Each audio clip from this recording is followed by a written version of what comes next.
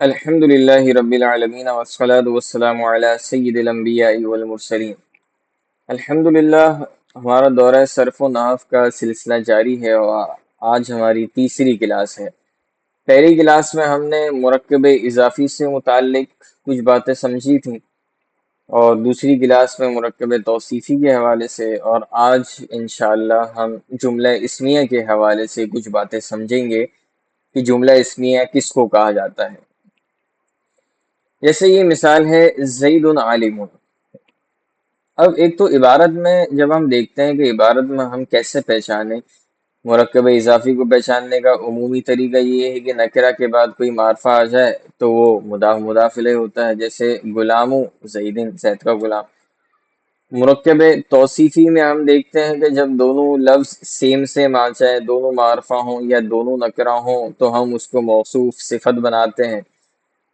جبکہ جملہ اسمیہ میں یہ ہوتا ہے کہ معرفہ کے بعد نکرہ آتا ہے، جیسے اس مثال میں ہے زید عالم، کہ زید عالم ہے۔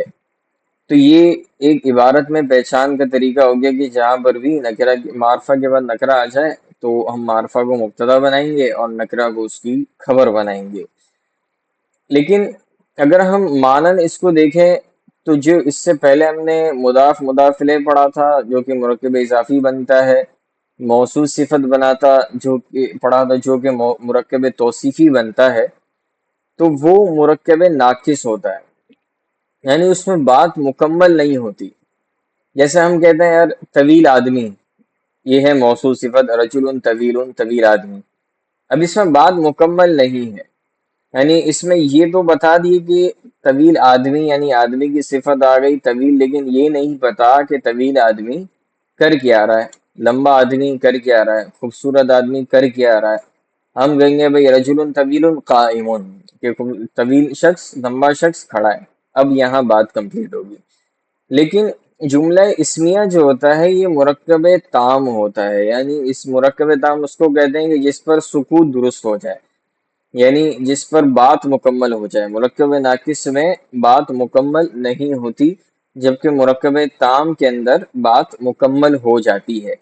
جیسے اگر ہم مثال لیتے ہیں مضاف مضاف الیہ کی، جیسے غلام زیدن، زید کا غلام۔ اب یہاں پر بات مکمل نہیں ہوئی کہ زید کا غلام کر کیا رہا ہے، زید کا غلام بیٹھا ہے، کھڑا ہے، کھا رہا ہے، پی رہا ہے، یا زید کا غلام عالم ہے، زید کا غلام جو ہے مسجد کا امام ہے۔ بات کمپلیٹ نہیں ہو رہی صرف غلام زیدن سے، جبکہ جملہ اسمیہ میں بات کمپلیٹ ہو جاتی ہے۔ جیسے یہ مثال زید عالم، زید عالم ہے، یہ بات مکمل ہو گئی۔ تو اس سے پہلے کے جو ہم نے دو مرکبات پڑھے تھے، مرکب اضافی اور توصیفی، وہ دونوں مرکب ناقص کی قسمیں ہیں، یعنی اس میں بات ہماری مکمل نہیں ہوتی، جبکہ جملہ اسمیہ کے اندر بات مکمل ہو جاتی ہے۔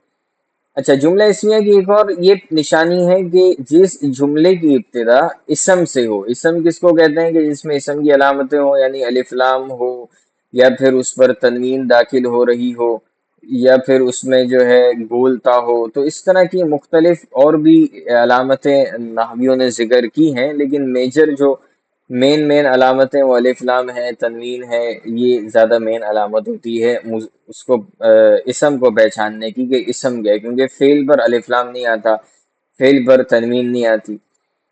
تو جس جملے کی ابتدا اسم سے ہو اسے ہم جملہ اسمیہ کہتے ہیں۔ اب یہاں پر کیا ہے، اسم سے ہو رہی ہے، اور یہ ہے معرفہ۔ زید کسی شخص کا نام ہے، کسی معین ذات پر دلالت کر رہا ہے، اور عالم ہے نکرہ کا صیغہ، یعنی اس میں عموم ہے، اس میں معرفہ کی کوئی علامت نہیں ہے، نہ ہی یہ کسی کا نام ہے، نہ اس پر الف لام آ رہا ہے، جو کہ معرفہ کی ہم نے اقسام دیکھی ہیں۔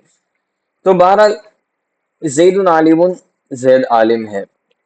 اب اس میں ایک ہوتا ہے مسند الیہ، ایک ہوتا ہے مسند۔ مسند الیہ کا مطلب یہ ہوتا ہے کہ جس کی طرف نسبت ہو، اور مسند اسے کہا جاتا ہے کہ جس چیز کی نسبت ہو۔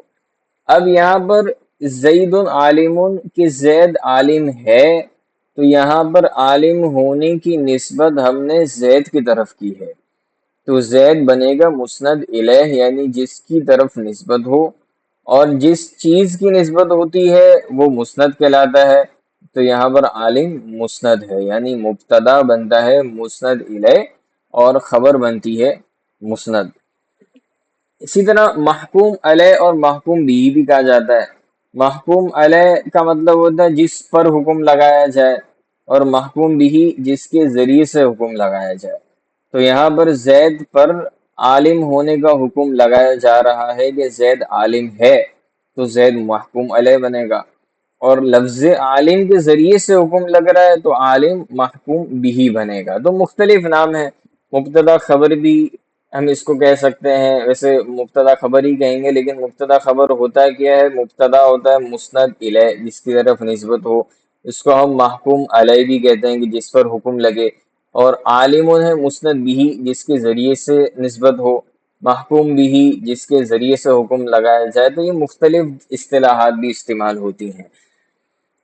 اب جیسے ہم نے موصوف صفت میں یہ بات پڑھی تھی کہ صفت مطابق ہوتی ہے موصوف کے 10 چیزوں میں سے 4 چیزوں میں، تو کچھ چیزوں میں خبر بھی مبتدا کے مطابق ہوتی ہے۔ جیسے مثال کے طور پہ اگر مبتدا تثنیہ کا صیغہ ہو تو خبر بھی تثنیہ آئے گی، مبتدا اگر مؤنث ہو تو خبر بھی مؤنث آتی ہے، تو یہ چیزوں میں بھی مطابقت ہوتی ہے۔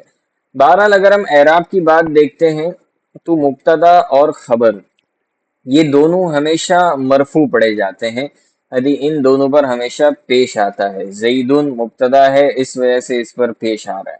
عالم خبر ہے، تو اس وجہ سے اس پر پیش آ رہا ہے زیدن عالم، زید عالم ہے۔ اب یہ والی مثال بکر عالم فاضل صالح، یہ اس چیز کی مثال ہے کہ ایک مبتدا کی بہت ساری بھی خبریں ہو سکتی ہیں، یعنی ایک سے زائد خبریں ہو سکتی ہیں ایک ہی مبتدا کی۔ تو یہاں پر بکرون ہے مبتدا، عالم اس کی بنے گی خبر اول، فاضل خبر ثانی، صالح خبر ثالث۔ اب مبتدا اپنی تینوں خبروں سے مل کر جملہ اسمیہ خبریہ بن جائے گا، یعنی زید عالم بھی ہے، فاضل بھی ہے، اور نیک آدمی ہے۔ المنافقون کاذبون، اب یہاں پر ہم یہ دیکھتے ہیں کہ کاذبون خبر یہ جمع کا صیغہ ہے۔ اس کی وجہ کیا ہے؟ کیونکہ مبتدا بھی جمع ہے، یعنی المنافقون، تو جب مبتدا بھی معرفہ ہو، مبتدا بھی جب جمع کا صیغہ ہوگا تو خبر بھی جمع ہی کی آئے گی، جیسے کہ میں نے آپ کو پہلے بھی عرض کیا کہ اگر مبتدا تثنیہ ہو تو خبر بھی تثنیہ آئے گی، مبتدا اگر جمع ہو تو خبر بھی جمع کا صیغہ آئے گا۔ اب ہم دیکھتے ہیں اگلی مثال، عمر فی الدار۔ اب یہاں پر جو خبر ہے، سب سے پہلے تو یہ سمجھ لیں کہ خبر مفرد بھی ہوتی ہے۔ اس سے پہلے کی جو ہم نے مثالیں پڑھی اس میں خبر ہماری مفرد ہے۔ مفرد کس کو کہا جاتا ہے؟ کہ جو اکیلا لفظ ہو۔ واحد اور مفرد میں فرق ہوتا ہے، واحد وہ لفظ ہوتا ہے کہ جو ایک ذات پر دلالت کرے، اور مفرد وہ ہوتا ہے کہ جو ایک لفظ ہو، اب چاہے وہ جمع کا صیغہ ہو تثنیہ کا صیغہ ہو۔ اب جیسے یہاں پر کاذبون ہے، تو کاذبون ہے تو جمع کا صیغہ، لیکن یہ مفرد ہے کیونکہ اکیلا لفظ ہے۔ تو اب خبر کبھی کبھی جار مجرور بھی ہوتی ہے۔ جار کس کو کہتے ہیں؟ حروف جار ہم نے 17 دیکھے ہیں، باؤ تاؤ کاف لام واو منزو مسکلا ربا شمنادا فیانا لا حتی الا، تو 17 حروف جارہ ہوتے ہیں۔ تو جار کے بعد جو بھی لفظ آئے گا اس کو ہم کہتے ہیں مجرور۔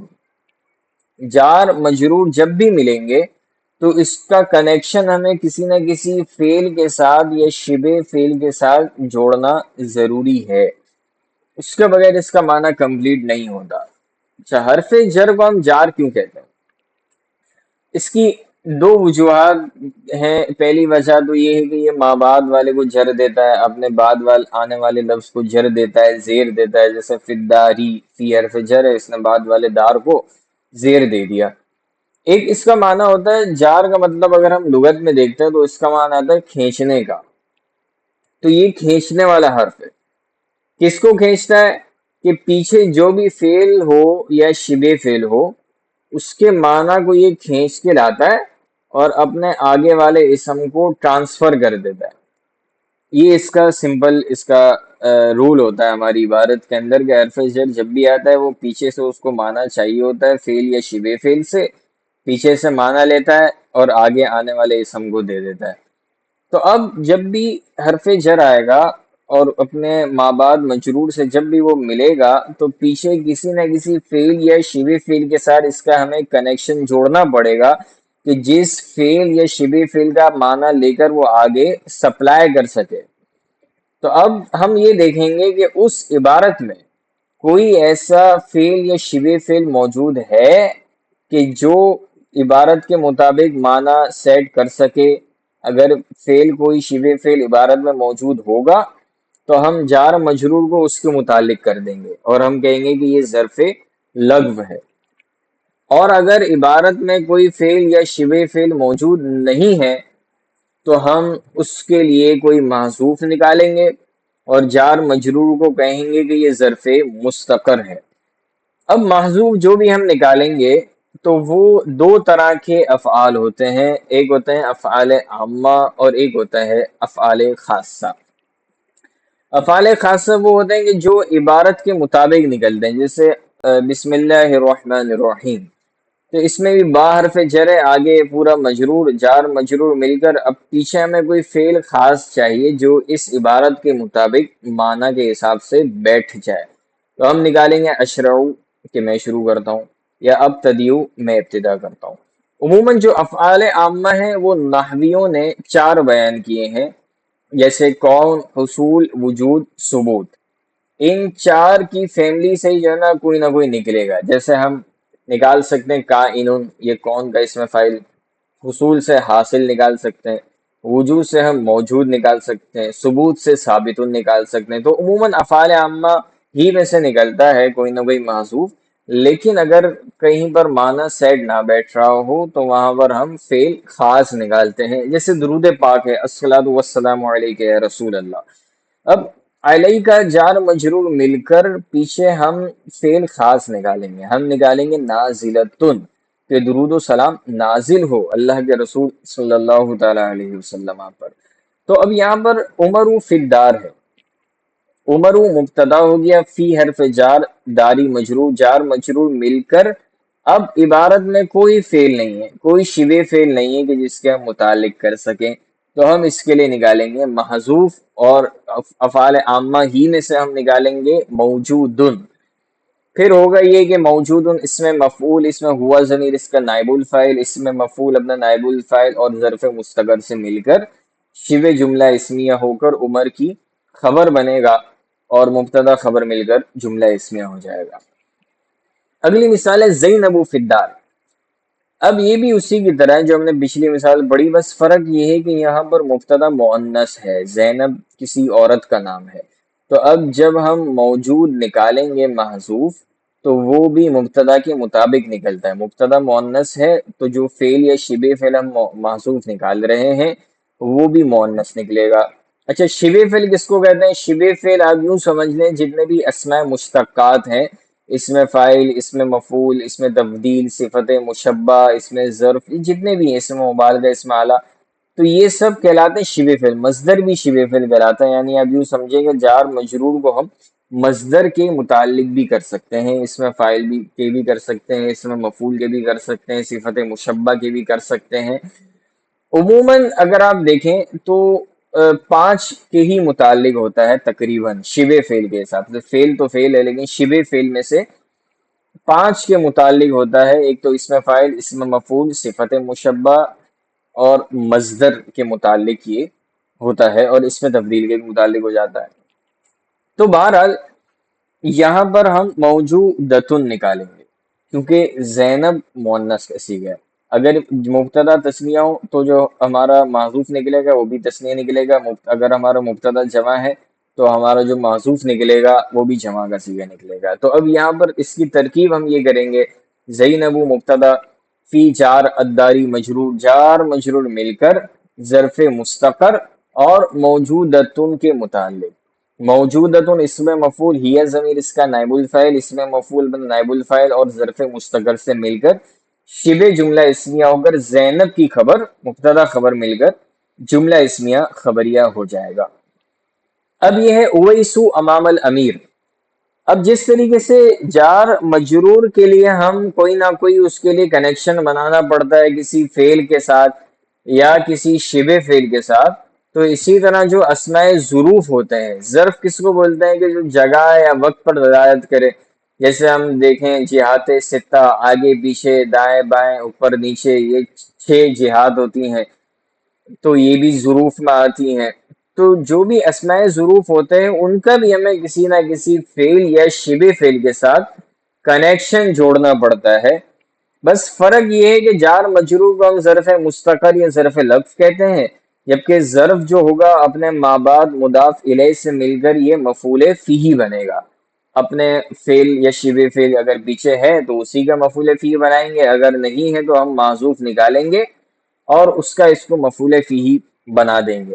جیسے اویس مبتدا، امام کا مطلب ہوتا ہے آگے، تو اب یہ ظرف ہے، تو اب یہ بنے گا یہاں مضاف، الامیری مضاف الیہ، مضاف مضاف الیہ مل کر یہ مفعول فیہ بنے گا.